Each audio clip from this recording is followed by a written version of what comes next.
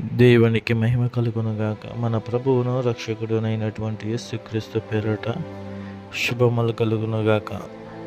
పునరుద్ధాన దినమున మనము జ్ఞాపకం చేసుకొని ప్రభువుని ఆరాధించుకుందాము, దేవుణ్ణి మహిమపరుతూ. ఎందుకు అంటే పునరుద్ధాన దినమందు ప్రభువు తిరిగి లేచి ఉన్నటువంటి సందర్భము పునరుద్ధానము అనగా. అయితే ఈ పునరుద్ధానమున యేసుక్రీస్తు ప్రభువారు మరణాన్ని జయించి, సమాధిని జయించి తిరిగి లేచినటువంటి సందర్భాన్ని మనము మత్తయి సువార్త 28వ అధ్యాయము మొదటి నుంచి కూడా మనము చూడవచ్చు. అయితే అక్కడ ప్రభువు దూత ఆకాశం నుండి దిగివచ్చి మగ్దలేని మరియకును ఇలా తెలియచేయబడుతుంది. ఇదిగో ప్రభువు దూత పరలోకం నుండి దిగి వచ్చి రాయి పర్లించి దాని మీద కూర్చుండెను. అప్పుడు మహాభూకంపము కలిగెను. ఆ దూత స్వరము మేలుకొన మెరుపు వలె నుండెను. అతని వస్త్రములు హిమమంత తెల్లగా నుండెను. అతనికి భయపడుట వలన కావలి వారు వణికి చచ్చిన వారి వలె నుండిరి. దూత ఆ స్త్రీలను చూచి, మీరు భయపడకుడి, సిలువ వేయబడిన యేసును మీరు వెతుకుచున్నారని నాకు తెలియను. ఆయన ఇక్కడ లేడు, తాను చెప్పినట్టే ఆయన లేచి ఉన్నాడు అని చెప్పేసి మనకి తెలియచేయబడుతూ ఉన్నది. అయితే దూత ప్రకటన చేస్తుంది ఏమనంట, ఆయన సమాధి దగ్గర లేరు అంట, ఆయన సమాధిలో లేరు అంటున్నాడు.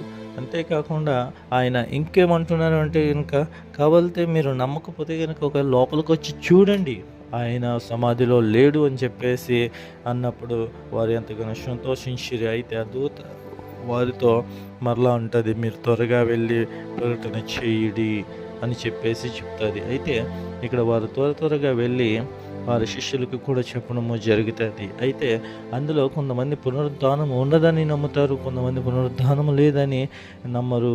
కొంతమంది చూస్తేనే కానీ నమ్మరు, కొంతమంది చూడకయ్యే నమ్మిన వారు అనేక మంది ఉన్నారు.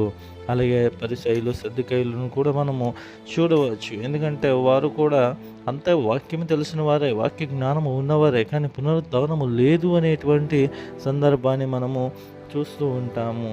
ఎక్కడ అంటే కనుక చూడండి, అపోస్తుల కార్యగ్రంథము 23వ అధ్యాయం 8వ వచనంలో మనం చూసినట్లయితే,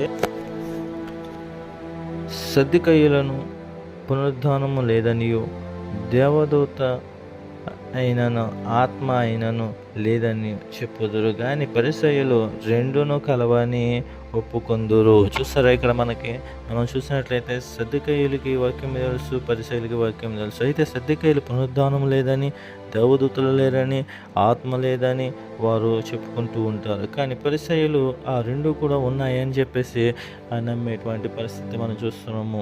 అనేక మంది పునరుద్ధానం ఉందని కొంతమంది అనుకుంటారు, పునరుద్ధానం లేదని కొంతమంది అనుకుంటారు.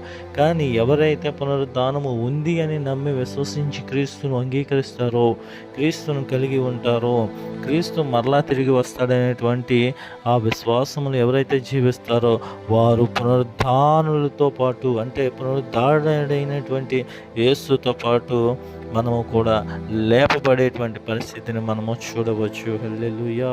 కాబట్టి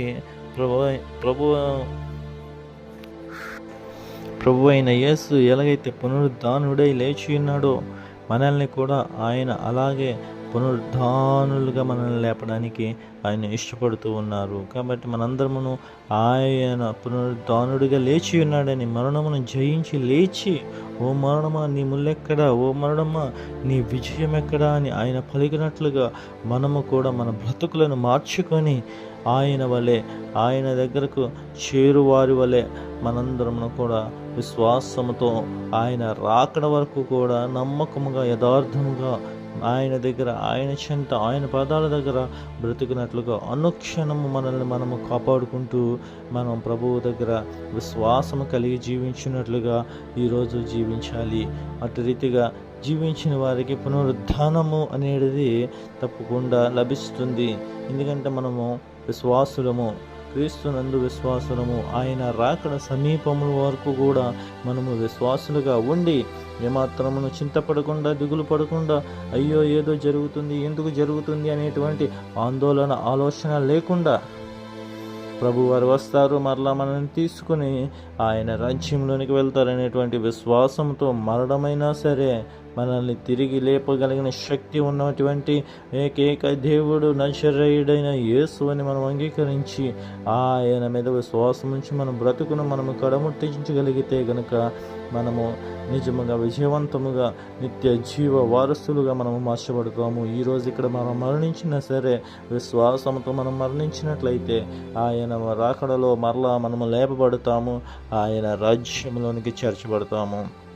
కాబట్టి ప్రియ స్నేహితుడా, సహోదరి, ఈరోజు నువ్వు జ్ఞాపకం చేసుకోవాల్సింది ఏమిటి అంటే కనుక ప్రభువారు త్వరగా రాబోతున్నారు. కాబట్టి మనము ఆ విషయాన్ని జ్ఞాపకం చేసుకొని మనము అనుక్షణము అనుదినము కూడా భయముతోనూ భక్తితోనూ విశ్వాసములో ముందుకు కొనసాగునట్లుగా అనుదినము కూడా మనము శ్రమిస్తూ ఉందాము.